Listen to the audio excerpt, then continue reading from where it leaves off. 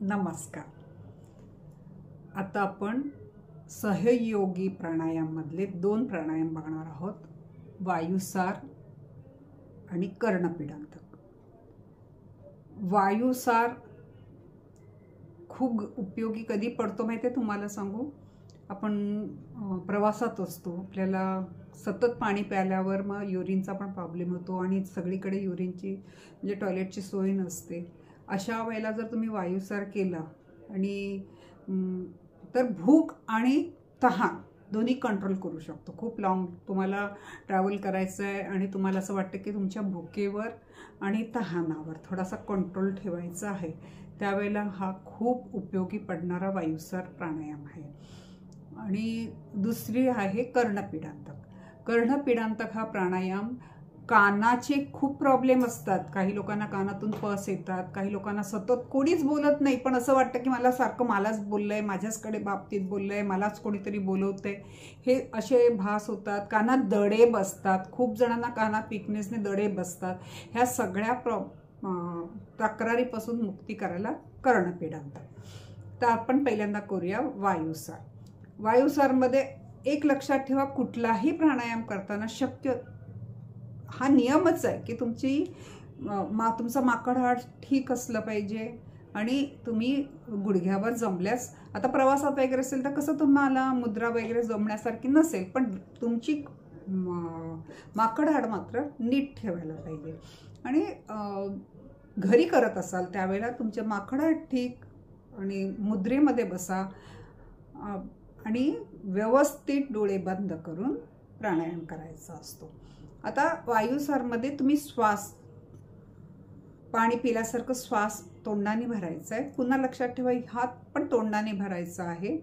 त्यामुळे जे मी तुम्हाला शीतकारीच्या बाबतीत सांगितलेले नियम आहेत, टॉन्सिल, ब्रॉन्कायटिस, दमा, ह्या लोकांनी करताना आधी सुरुवातीपासून थोडी एकदम डायरेक्ट 5 वर येऊ नका.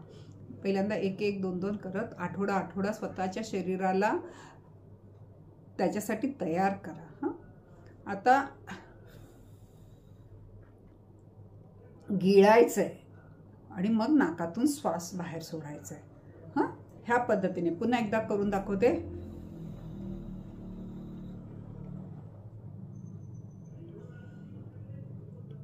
अगदी व्यवस्थित पाणी जसं आपण सिप बाय सिप पितोय तसं हळूहळू घुटका घेत जरी तुम्ही 2 श्वासामध्ये त्याला खाली घातलं, श्वास 2 भागामध्ये तरी चालतो, एकाच भागात घातला तरी चालतो. तुम्हाला कसं योग्य बनतंय, तुमच्या शरीराच्या तुमच्या प्रवृत्तीला कसं योग्य जमतंय.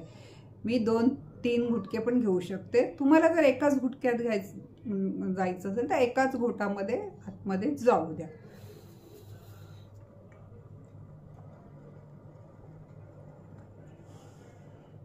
दोन 3 घोट प्यायल्यासारखं थांबत मग नाकाने सोडायचं. आता कर्णपीडांतक हा खूप उपयोगी आहे. आपल्याला दडे कानात बसतात त्यावेळेला डोकं असं असह्य हे होतं, बेचैन होतो. उगाचच कोणीतरी सतत बोलवलंय, कर्णपिशाच्या सारखं असं वाटतं आपल्याला, सतत कोणतरी बोलवतंय वगैरे. ह्याच्यामध्ये हा खूप उपयोगी पडतो.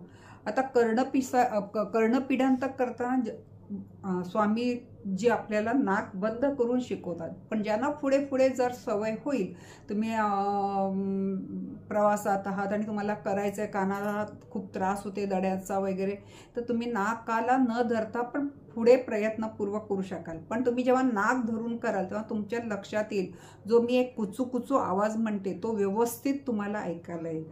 पहिल्यांदा तोंड पूर्ण भरायचं आहे, नाक बंद करायचं आणि तोंडातली हवा कानाकडे ढकलायची आहे आणि त्यावेळेला तुमच्या कानाकडे कुच आतल्याच हवेचा आवाज येईल आणि हळूहळू तुमचे दडे बंद होतील. कानातून जर पस येणार असेल ते बंद होईल. एक लक्षात ठेवा, प्राणायाम हा आरामात होणारा, हळूहळू होणारा उपाय करणारी पद्धत आहे. तुम्ही म्हणाल कानाचे दडे लगेच निघतात, त्याबद्दल प्रश्न नाही, पण कानात पस होत असेल तर तो हळूहळू निघतो. आणि ते सतत कोणतरी बोलवतंय, भास होणं वगैरे, ह्याला जरा वेळ लागेल. करून दाखवते.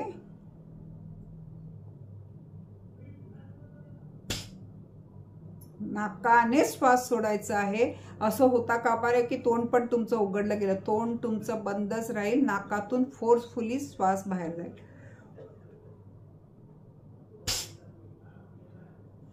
हा झाला वायुसार.